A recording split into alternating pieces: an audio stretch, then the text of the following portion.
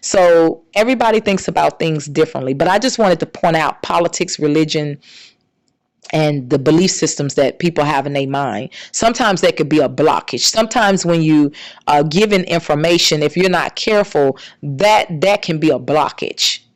And people not seeing things objectively. They just want to say a narrative.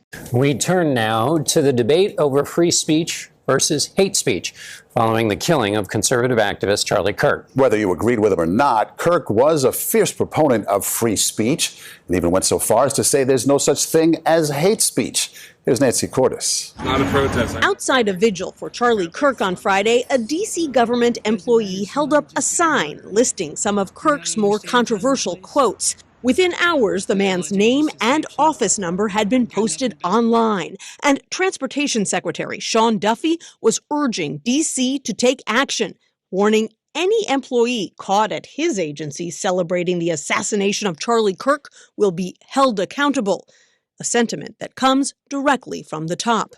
So when you see someone celebrating Charlie's murder, call them out. I'm overwhelmed with folk who call themselves Christian because they invoke the name of Jesus and quote Bible from the Old Testament, but never live like Jesus, never love like Jesus, never talk like Jesus, never put their arms around folk like Jesus, never have any fruit of the Spirit, never try to live out the Sermon on the Mount. I am overwhelmed.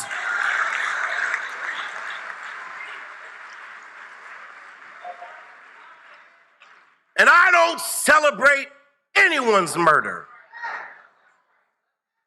Charlie Kirk did not deserve to be murdered.